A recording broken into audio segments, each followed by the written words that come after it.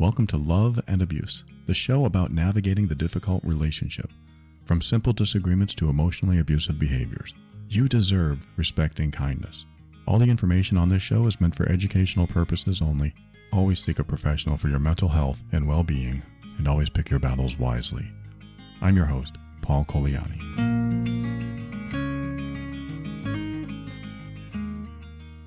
Question I get often is, am I the abusive one? Am I the hurtful one? Am I the difficult one?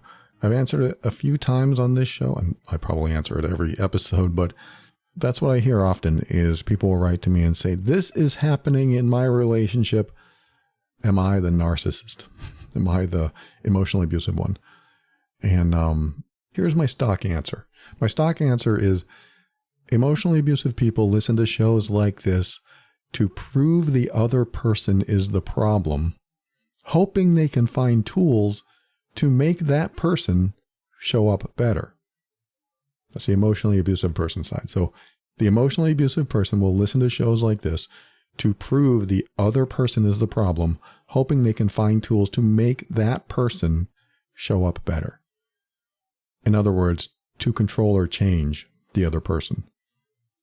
The victims of emotional abuse will listen to this show because they want to show up as the best version of themselves so that they aren't a problem to that person. Do you hear the difference? Do you get the difference?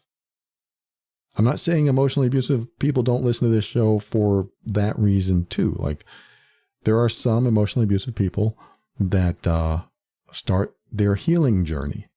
And so they will listen to a show like this and they will try to learn about their own behaviors so that they don't do those behaviors anymore. And that is huge. That is commendable. And I encourage that. But once they start listening to a show like this for that reason, to heal themselves, then technically they're no longer emotionally abusive. I mean, they may still have behaviors.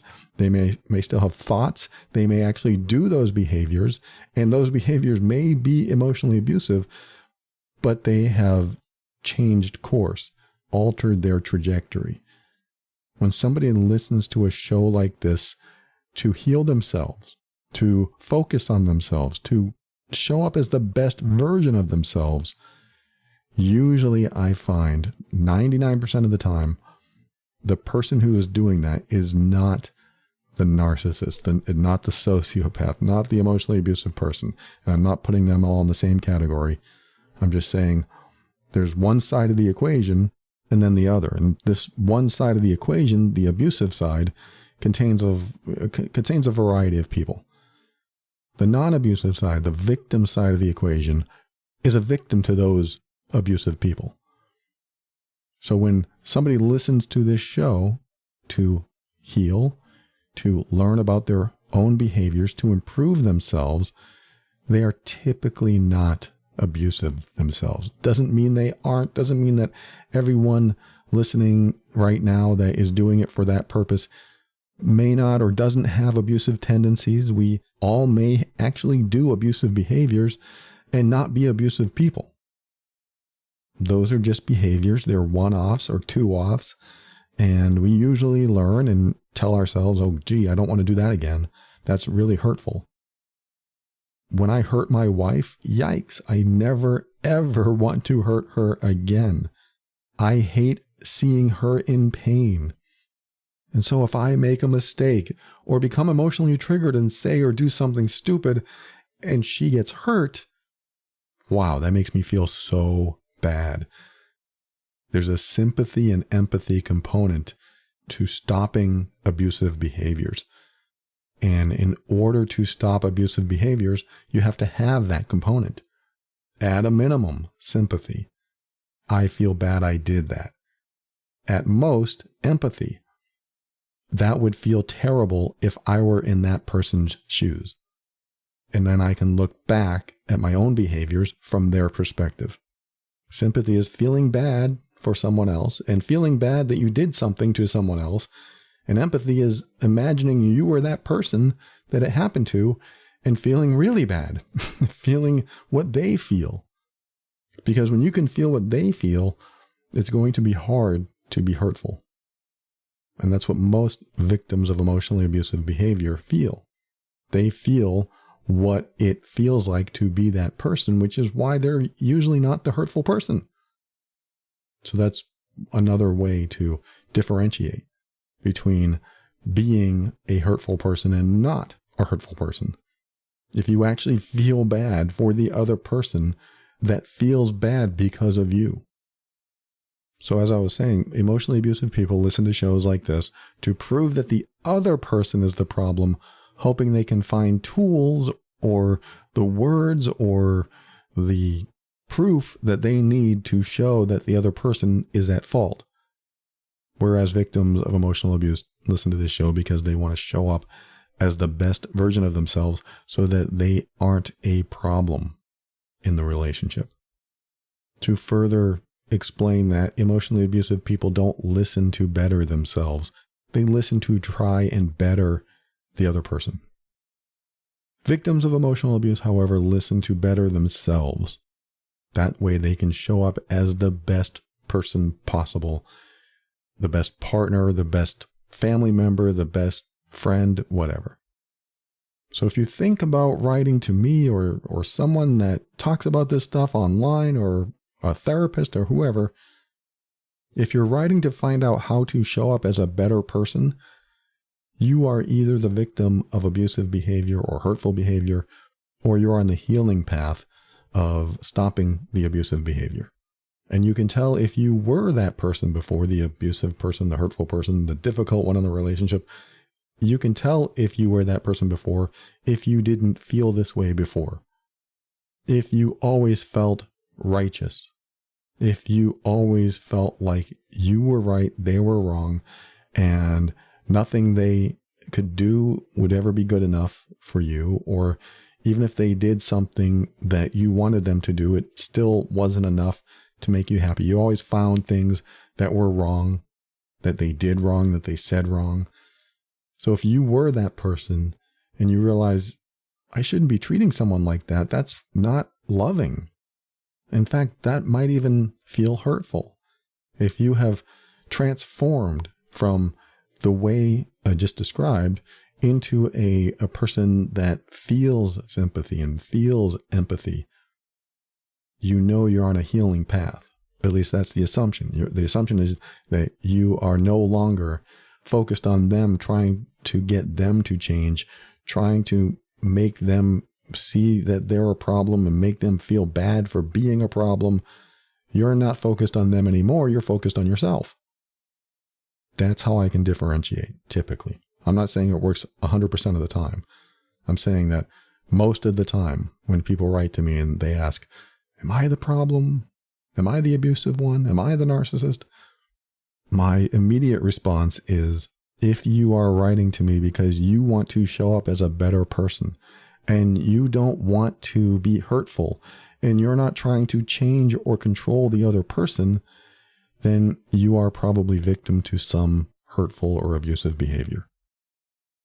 And finally, if you still question if you are the abusive one or the hurtful one or the narcissist or name that tune, if you think you're that person, emotionally abusive people never want to be a part of the blame. They only want to fix. They only want to solve the problem, and they think the other person is the problem. And now, I know this can work both ways. The victim of abuse can look at the other person and say, yeah, they are the problem. Usually, if that happens, if the victim writes to me and say, I know the other person's a problem, they're not asking me that question. They're not asking the question, am I the victim or the abuser? They're not asking that question. So this is for the people who don't know. This is for the people listening right now who aren't sure what side of the fence they're on. Because what often happens, like if this is unusual to hear for you, like how would you not know? If it's unusual for you to hear, it probably means you don't understand that abuse victims are often led to believe that they are the problem, and they are led to believe they are the problem, usually through crazy making, where The abusive person or the hurtful person will change the reality for the victim. And it's a very subtle thing sometimes, because the victim is usually in a relationship with somebody they have come to trust.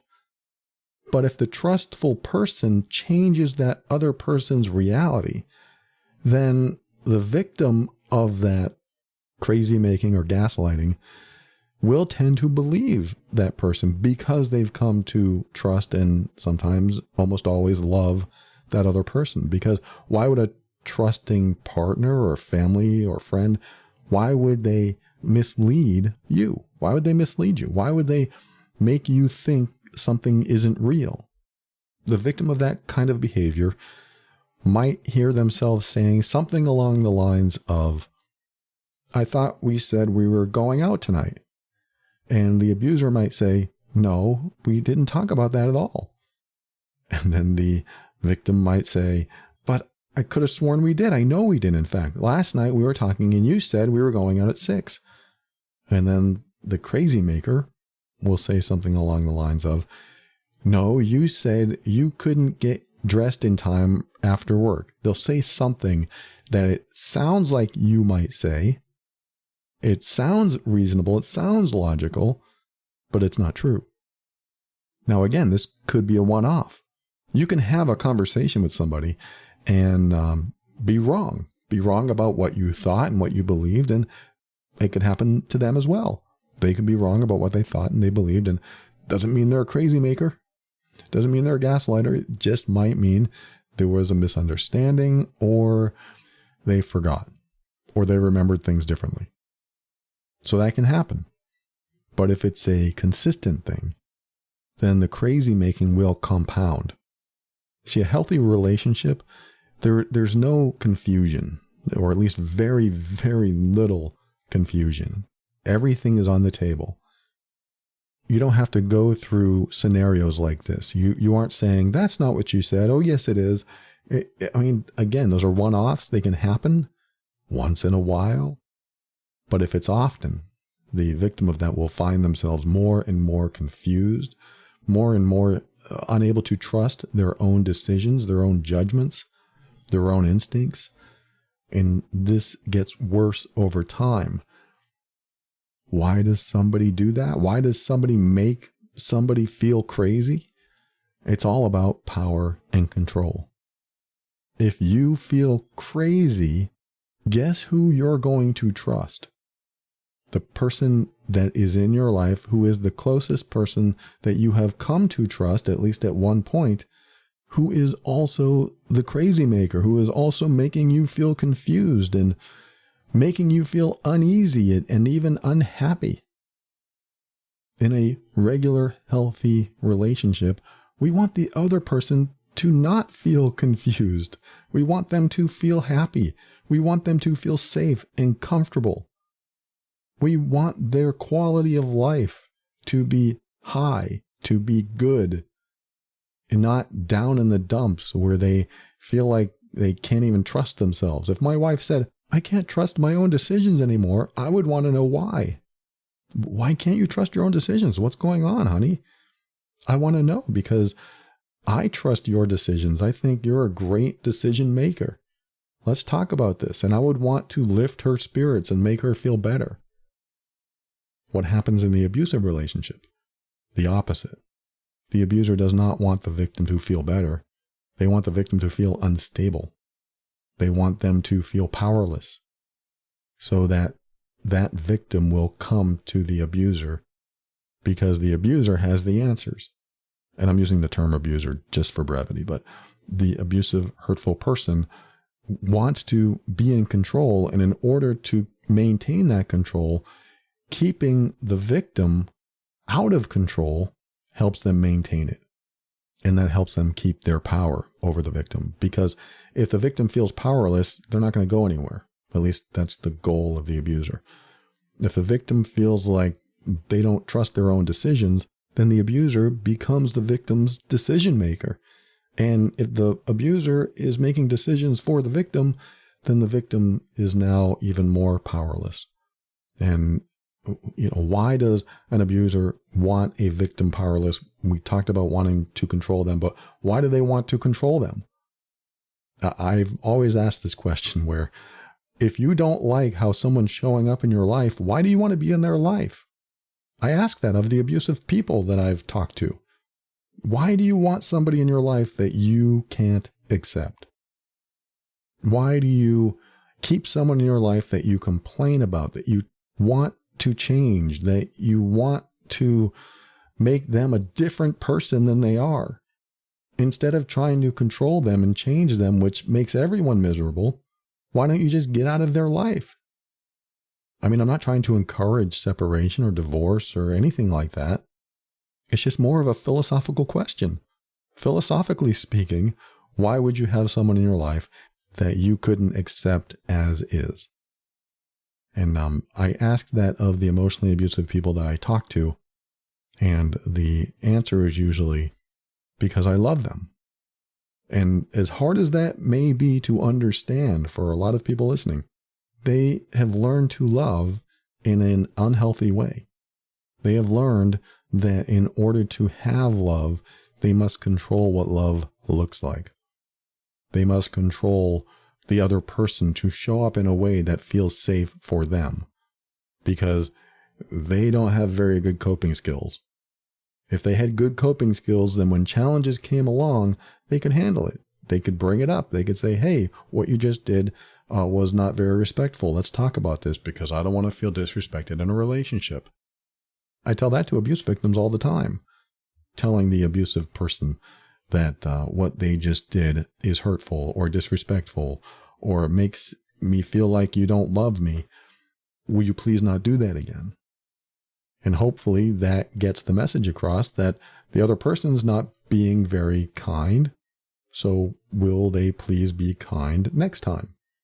And maybe that's all it will take for some people, but usually not.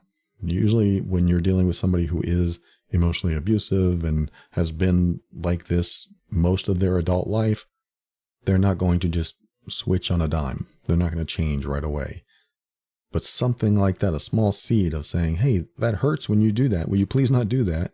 Or that feels disrespectful, or it feels like you don't love me. When you say something like that, hopefully it gets through. Hopefully they get it. But if they don't, that's why I do what I do. This is the show that talks about that. This is why this show continues. Because you're going to have challenges in a relationship where when you say something like that to somebody and they don't change, what do you do then? And coming back to what I was saying, why do emotionally abusive people want to control you? Why can't they just leave you if they don't accept you? Because they think that this is how love is supposed to be, and they haven't dealt with their own coping mechanisms. And their own coping mechanisms cause them to become emotionally triggered and then do all sorts of behaviors. Emotional abuse stems from the triggers that get activated because of coping mechanisms. Most of the time, almost always. If they don't know how to cope with a challenge that comes along, that means they're not addressing it in a healthy way. They're instead trying to coerce or deceive or manipulate or control so that they don't have to deal with it. Because coping with some challenges can be hard. It can be difficult. What if the person you're with in a romantic relationship is no longer attracted to you? That would be a very difficult thing to bring up. But instead of bringing it up, an abusive person, somebody who doesn't know how to cope with such challenges, and that's a difficult one. I know it.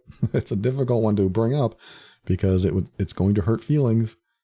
But if that person doesn't know how to cope, they may become more abusive by making you feel bad, trying to make you feel guilty and responsible for all the problems in the relationship, and trying to push you away, either subtly or overtly, so that they don't have to be the bad guy and you have to take responsibility for leaving or whatever they want you to do. This is how some abusive behavior works. They continue showing up in a way that is confusing but hurtful. Like, why are they being so hurtful? Why are they being so mean? And there doesn't seem to be a logical explanation for it.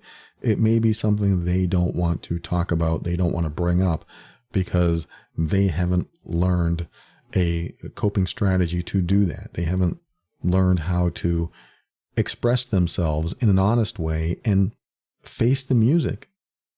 That happens a lot. A lot of emotionally abusive people do not know how to face the music, do not want to face the music, so they won't bring things up, and they'll just be hurtful. And it's their way of pushing you away so that you have to say something and be the bad guy. Because if you say, hey, I don't like the way I'm being treated, that sounds like you complaining. Hey, I don't like when you say that about me. That sounds like you complaining, right? I don't like when you call me that name. They might say, you're so sensitive. Why are you so sensitive? I can't say anything around you. Making you the bad guy. And so that's what happens sometimes, is that some people do not have healthy coping mechanisms, and this is what they end up doing. They end up pushing you away without actually saying, get away. They're just hurtful in so many ways in order for you to feel like you have to be the bad guy or have to be the one to say something, so that they can blame you for ending things or bringing things up. Why? So you'll feel more powerless.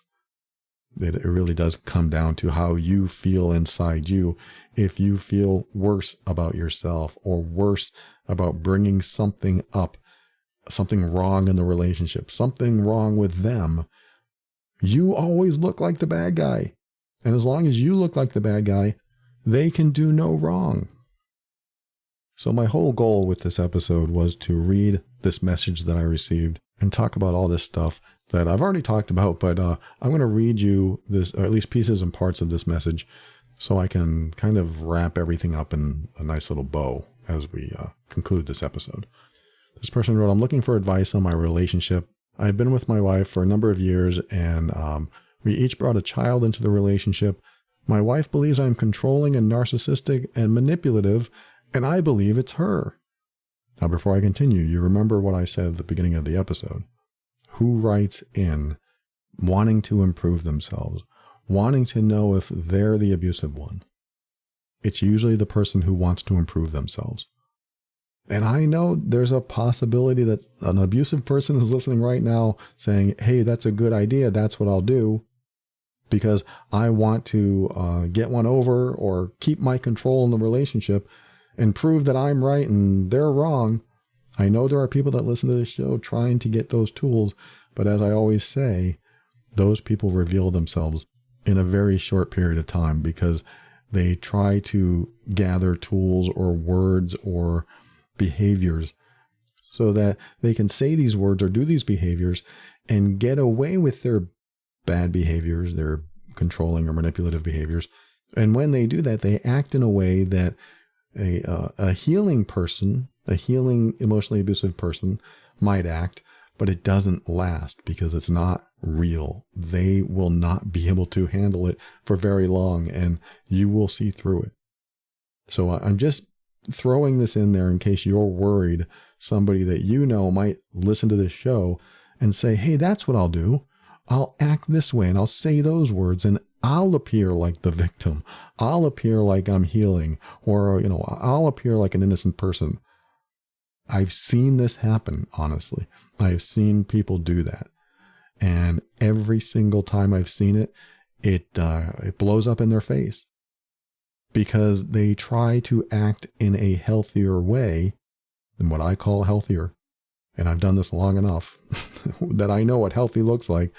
People like that will show up in what they believe is a healthier way, but it doesn't last because their emotional triggers build up and they eventually reveal themselves. And then they can't go back because they went through all the fake steps. They faked it until they tried to make it, but they couldn't make it because it wasn't real, because they didn't address their emotional triggers. They didn't address their coping mechanisms. They didn't work on themselves. They just stayed focused on controlling or changing the other person. So I'm just throwing that in there just in case you think, well, what if, so-and-so listens and they get all this advice from you on how to act like a healthy person. If they do that, then they will reveal themselves soon enough. You won't have to wait long. It does happen. So don't worry about that. I'm going to continue reading this message. I believe I've made mistakes and I've broken her trust, and I do take blame and accountability for those things. And the short is, I broke up with my daughter's father when she was 9 months old. We remained great friends and co-parents, and we would do stuff together with my daughter, and we were always platonic after the breakup. But within months, or a couple months of meeting my wife, I guess this is a same-sex marriage. Within a couple of months of them meeting, my ex and my new wife, she said it was an inappropriate relationship that I had with my ex and that I should stop being friends. And against my own feelings, I did. And then it became, I was only to speak to him if an extremely necessary issue came up about my child. I agreed to that too. And then I was to block him and speak only through my daughter, who is a child. Am I wrong for having him as a close friend when it was inappropriate? That's her first question. I don't think I have to say this. I think you know the answer. The answer is crystal clear. You have a child with your ex, and as long as your child is in your life, your ex will probably be in your life too, at least until your child's 18. And typically. And because of that, your wife has to accept that that person is in your life and your child is in your life. And that is the entire package. That's my answer.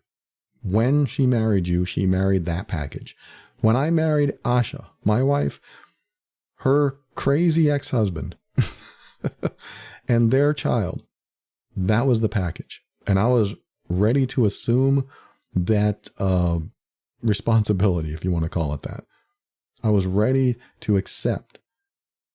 She would be talking to him, and she would be arranging things with him for their son. I had to accept that. There was no choice, whether I liked it or not. And whether I liked it or not, I didn't give her a hard time. I didn't say anything. She already had a hard enough time to deal with him. And those were my words, crazy ex-husband. She had a very challenging marriage with him. And so I know that their relationship was over, gone. I felt no threat. And it sounds like your wife feels a threat, not because of you or not because of him, but because of her own insecurities. Or if she feels a threat because of you, it's because she doesn't trust you. I've talked about jealousy on The Overwhelmed Brain, my other podcast, and I've learned that jealousy is all about trust. Because if you trusted the person 100%, if you trusted someone 100%, you would know for a fact that there would be no reason to fear them leaving or them finding someone else. Jealousy is all about trust. I know there's insecurities and other things that are mixed in there, but again, if it came down to it, if you trust someone 100%, there would be no reason to be jealous because you would trust them. If she doesn't trust you, then that's on her, and she would have to either trust you or not, but she has to deal with that. So that's my answer to your first question, and it's not something I know that's going to be easy to talk to her about because she has insecurities that she has to deal with and trust issues that she has to deal with. And if she doesn't deal with those things, you're going to suffer. You're going to continue suffering. If I was jealous about my wife's friend or my wife's ex, she would say, "You'll have to get over it." She would tell me that you'll have to get over it because there's nothing going on. And if you believe there's something going on, there's nothing I can do about it. Sorry. And if I was whining and insecure and said, "Yeah, but what if he wants to take you away? And what if he wants you back?" She would say, you really think that's going to happen? You really think that I spent the last 10 years with you and I suddenly want my ex-husband back? It doesn't make any sense. And she would be right. It doesn't make any sense. Why am I bringing it up? It doesn't make any sense. So she would say, sorry, that's on you. You'll have to figure that stuff out. If you can't trust me after all this time, I don't know what to say. And her doing that would actually point the spotlight back on me, so I have to deal with it, which is what should happen. Unless there's a real reason to be jealous, like she'd been unfaithful before, but when there's no reason, then there's no reason unless there is. And if there is, then it still comes back to me. Like if I had a reason not to trust her, then I now have to make a decision if I want to be with somebody that I can't trust. Or I could stick around and give her a hard time all the time, which makes both of us miserable. I'm not saying this is easy to do. I'm not saying you can solve this problem by saying, hey, that's on you. I'm just giving you an example of what somebody who is more secure in the relationship might say. And if you have somebody who's secure, or both people who are secure in a relationship, then things like this, of course, won't come up. But it does come down to trust. And that's I don't know if you call that an answer to this person, but that's my perspective regarding this first comment or question that she had. So she goes on to say a few other things. I'm not going to read them all here. But most of her message was about her wife not liking a person in her life, or having that person as a friend or an ex, and slowly isolating her from those people. Isolation is emotionally abusive. When you systematically say, you can't see that person anymore, and I don't want you talking to that person anymore, or that family member, or that ex, or that friend. When you do that, or when somebody does that to you, it's called isolation. It's when somebody slowly removes other people from your life, or removes you from them. Sometimes that involves moving away from those people, like they take you with them to a place that you have no friends or family, and now you are isolated from everyone else, mainly so there is less influence in your life. The less influence in your life, the less chance that the controlling, abusive partner or person will be discovered. And the less chance they are discovered, the longer they get to keep their power over you. Now, some people aren't doing this consciously. Some people just have so much insecurity that they don't want other people in that person's life.